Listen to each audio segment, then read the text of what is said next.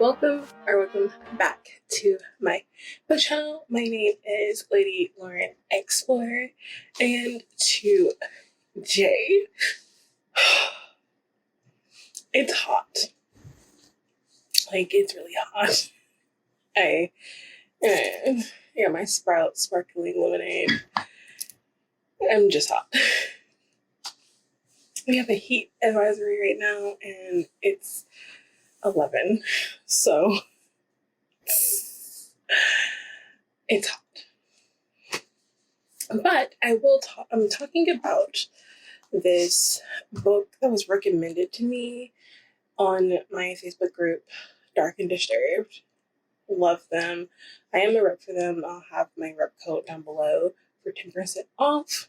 But we were going through we were talking about non-com, and there were some really good books that they suggested people get, and I got a couple of those books. So this is one of the books, and I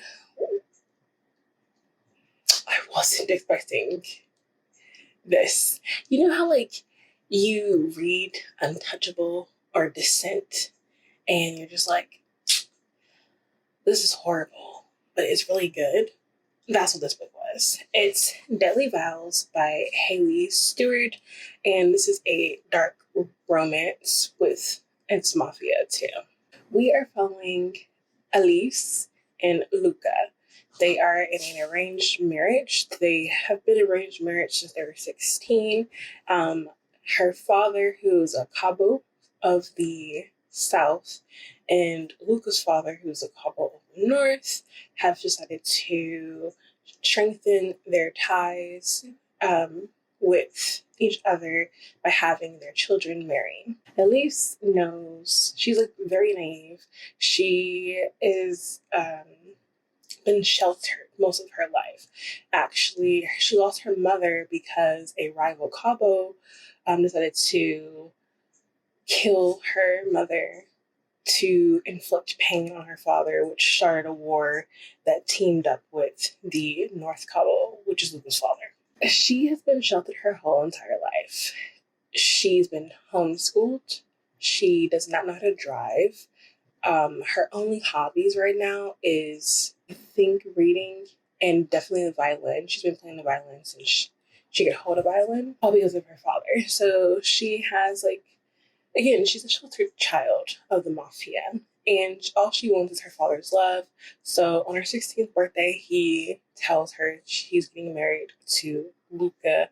I don't know how to pronounce his last name, but yes, Luca P. And she's known Luca since they were young, and she's scared because Luca is a psycho. When I mean psycho, I mean psycho. There's been rumors that aren't really rumors because they're true, that he got his first kill when he was 10. And also when he was 10, when they had to get together, he broke another girl's, a little girl's wrist because she touched him, and then he smiled and walked away. So there's heavy fear in Luca because of how chaotic and psycho, and he's just crazy. So when you hear that you're about to marry this crazy guy that does not care about hurting men or women, you're just like, oh, look, my life is over. So they haven't actually saw each other since that time when she saw him break that little girl's wrist.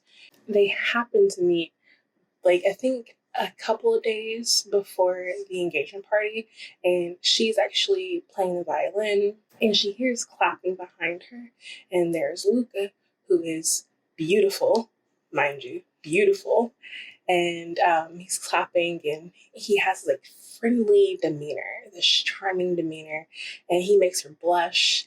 She's very shy, but she's also nervous and scared. And then when one of his officers comes and tells him they have to go, his demeanor just changes and he's back to cold and indifferent. But when he leaves, He gives one final look at her and then gives her a charming wink. So she's always dreamed of having a relationship like her cousin Ari, who married another underling in the South. They have a great love for each other, all that kind of stuff. She knows that that's not going to be her case. And Luca is very, very, very possessive. Yeah. Like, this is like, there is no love for a minute. And actually, when I think about this, I think she has Stockholm syndrome because of like what he puts her through and then what happens to her while she's going through all this with like the Mafia.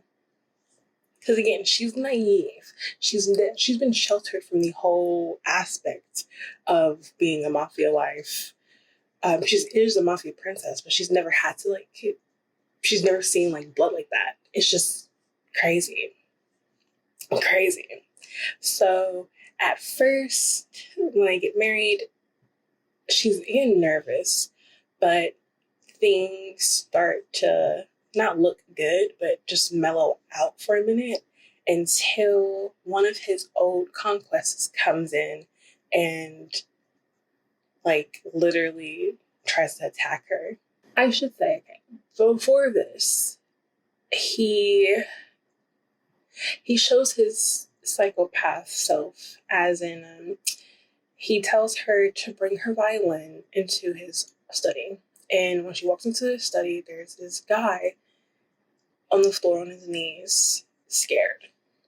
And he greets his wife and very like enthusiastically says how beautiful she is and tells him to tell her how beautiful she is. And when he doesn't, he strikes him. And then the guy says that his wife is beautiful. And he wants to play a game. And the game is, my wife is going to play a song on the violin. You will live if you guess the song right. So he tells his wife to play a song. And here she is, she's naive, but she doesn't like killing. She doesn't like to see death. So she tries to outsmart him by playing Mary Had a Little Lamb. And things go left for her. He strikes her. He's like, you tried to outsmart me. He grabs her by her hair. She has very long waistland hair, and he knows she's attached to her hair, so he cuts her hair, and then he R-words her. He does this a couple of times. The R-word, he does it a couple of times, and she's just trying to survive. So as things go along, we find out that there's traitors or rats in the family, and he's trying to eliminate them. There is a half sibling in here who we get to know, and we also have FBI and CIA agents, all that kind of stuff. This is crazy. Elise is just trying to survive this whole entire encounter, her whole entire marriage, and she also learns to fall in love or be as content as she can with her husband through all he is putting her through. All that he's putting her through. It's a lot. I was uncomfortably okay. Reading some of this stuff was crazy because he puts her through a lot. So I think of this as akin to Carter from Untouchable and I forgot his name in Descent. Combine those two personalities together and you get Luca.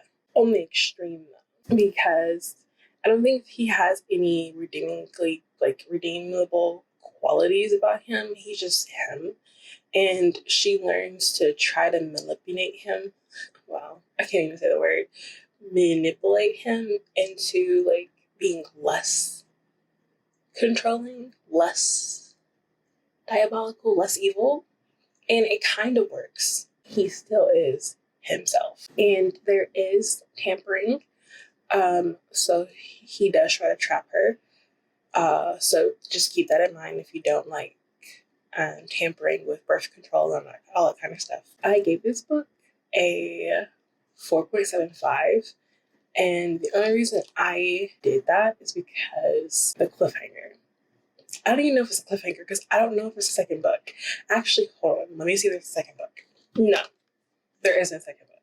So, like, it just left me on, like, a cliffhanger. Not like the cliffhanger you're thinking of, like, as in, oh my gosh, I don't want to ruin it. I hope you enjoyed this. Again, it's Deadly Vows by Haley Stewart, and I, like, just look at that. Like, that is just... Even though I think she has red hair in this book, on this cover, but like Elise has dark hair. Dark, like black. But whatever. I can't cover art. Cover art. But my name is Lady Lauren Explorer. I hope you all have a wonderful day. I will see you all in my next video, and please like and subscribe to see more from me. And bye.